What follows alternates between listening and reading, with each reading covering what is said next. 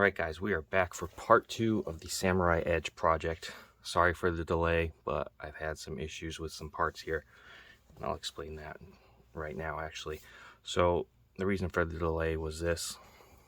So this is your barrel assembly right here, and this is the locking block, and this right here is the locking block plunger, which didn't come with it. So I went ahead and ordered one, and this is what I was sent. As you can see, looks normal, but it's actually not the right part. There's 2 generations of this locking block plunger. This is the older version right here, and this, you see the difference there? See if you can see that. See how that's flat on the sides? God, focus.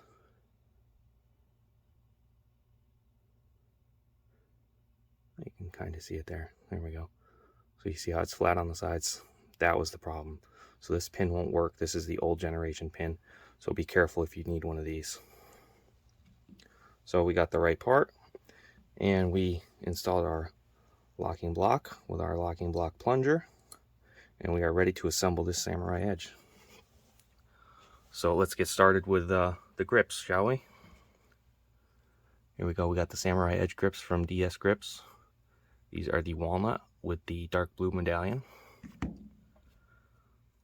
You guys should be able to change your grips, no problem. You don't need me to show you this, so I already did one side for you. But I did leave this one on just to show you one thing. So go ahead and take these out.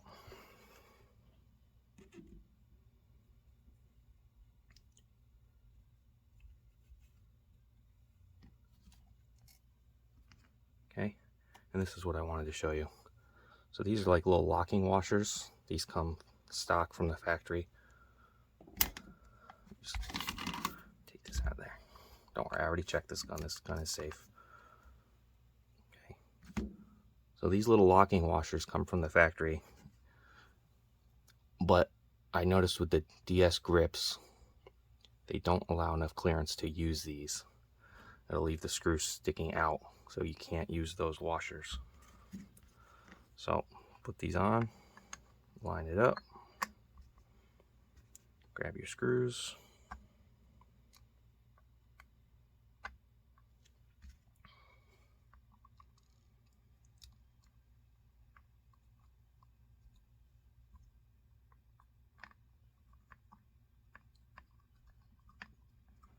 Okay, grab your Allen key,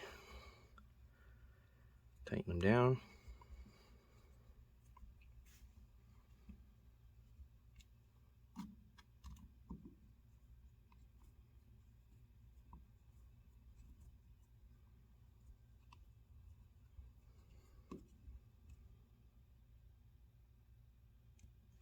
Don't over tighten, you don't want to split the wood.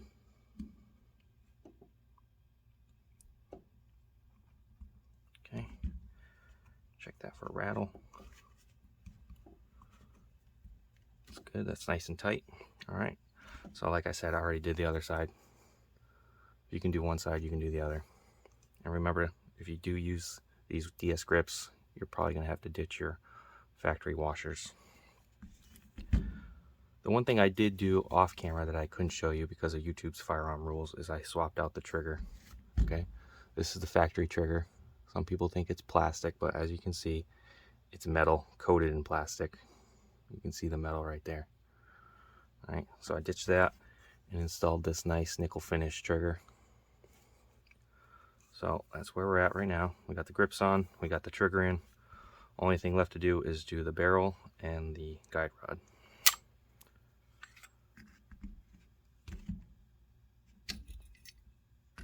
So take out your guide rod. This actually is a Wilson Combat. Kind of a shame to waste it, but it's okay. We'll save it for another thing. Take out your factory barrel. And goes in the inox stainless barrel that I polished. Okay.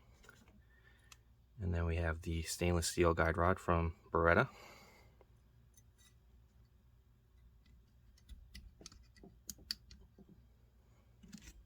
It's really as simple as a field strip, guys. Slide goes back on, lock it back, your takedown lever, and there you go. There is the finished Samurai Edge.